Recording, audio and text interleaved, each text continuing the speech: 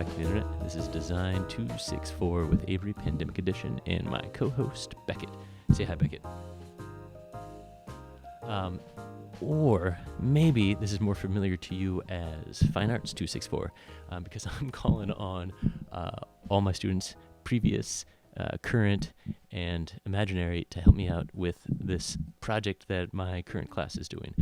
We're all splitting into groups, and we're making a game in Unity.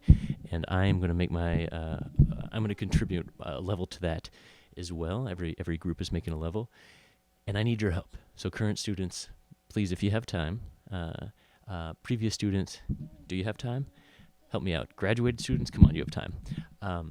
So this is how it's going to work. I'm making a game level that's inspired by this and this, right? And it's going to be called General Applause. And the way it works is it'll be a crowd of people that appear on screen, and then you press buttons and they clap. That's it. Lovely. So what I need from you all, I want you to be the clappers, right? The applauders, the ovators. So, but I need very little from you. I need 2 photographs, and they need to look like this. So have do a selfie, like a timer, or have a friend do it, and it'll be 2 states: an open hand state and then a clap state. And you keep your body in the same spot, don't move around, and really the only thing moving, kind of ideally, more or less, is just your hands. So you can look over here. I'll show you in my computer.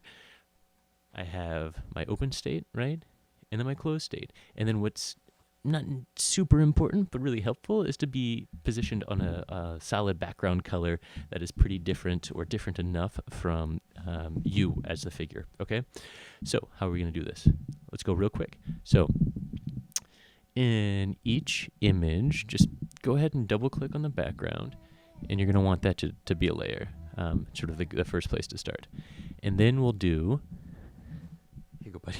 Here, how about that? Oh, that's a good one. That's good. No, okay.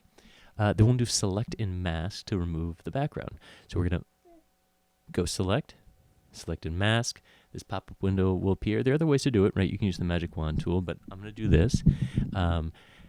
Go up there. Color, I like to set my color to red so it's really visible. And then the color will indicate the masked area. You can toggle the opacity here. And then when you come into your image, the tool will appear, and it's a brush. So with a brush, you can make it bigger or smaller with the bracket tools. And this is where I'll point out that I have a keystroke indicator at the bottom left there. And then you just start making your selection, right? And the computer will do the work for you. It'll, it's doing math. It's connecting pixels that are that it thinks are the foreground, the image that you want to select. And you might have to kind of get tricky there. You can Command Z. This is clearly a tough spot. And that's good enough. I don't care about this hair area. I don't care about that little opening right there. That's totally fine. So I'm going to come down here. I'm going to invert my selection because I actually want the mask, the thing I want to be red, to be my highlighted color. I want to output to a selection. Great. I'll hit OK, and then boom, delete. Done. Lovely. Do the same thing with the other one. Come in here. We've already turned it from background to a layer. Go to select and mask. Select. Make it bigger. He's biting me. He's bored. Select. Oh, look at that sort of rogue thumb in there. Now we're doing it. Great. Same thing. We'll scroll down, invert the selection, output to selection, hit OK, delete. Great, right? And then Command D for deselect. So also, when you're taking your photograph, think about where you are in relation to the frame, right? The edge of the frame, the camera's frame. Because you kind of want to be like this, right? You want to be consistent within the photos, but then sort of this-ish far away. Your elbows to the frame, the edge of the area, the composition area. And then what we're going to do is we're going to make these super small, because I want all of our images to be like really abstracted, to be these blocks of color, these pixel art images, these animated GIF images, and in 2D game design, they're called sprites. So in order to do that, we could do Command Option I, or if I don't know if y'all saw that, it was Image and then Image Size, and then do the width to 64, and make sure the pixels are 72 pixels per inch, and then hit OK, and then where'd it go? It's still here. Hold on, he's not happy. What's up, buddy? What's up? Almost done. We're almost done. Do Command 0 to zoom in on it, and you can see what would happen. Like magical. We have this pixelated pixel art image without having to do much work. Do the same one with this one. Same thing with this one. Command Option I, 64. 85 is great, right? This will just be, relative to each other, proportional when it's locked like that. Oh, and I meant to point this out. Nearest neighbor. Make sure it's set to nearest neighbor hard edges. Thank you. Okay. And then great. We did it. Now we need to combine them and make an animated GIF real quick. And maybe y'all remember this process. So I'm going to do Command A to select everything. I'm going to do Command C to copy. Go to my other image, and then Command V to paste it in. Boom. Now with, my move tool will be automatically selected. I can just use my arrows to kind of position these together. They're not going to be perfect, but I just sort of want the shoulders to line up. And then I'm going to crop out the extra stuff. You see there's some extra down there. So I'm going to crop, but leave in a good bit. Crop. Cool. And hit enter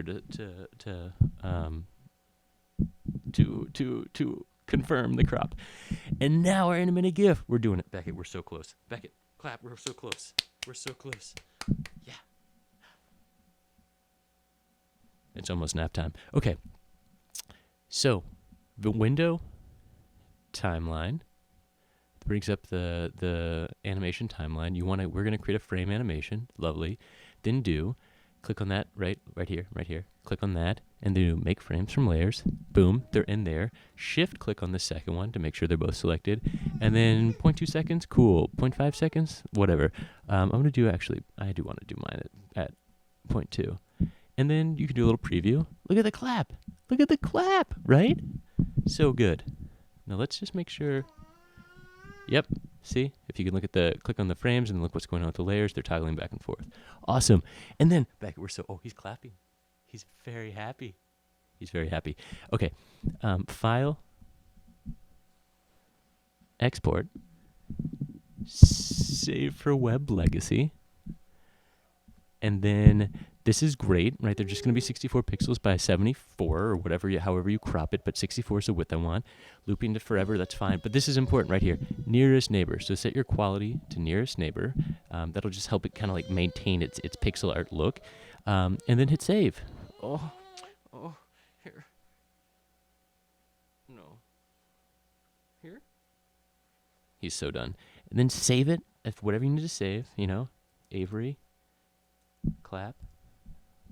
Beautiful.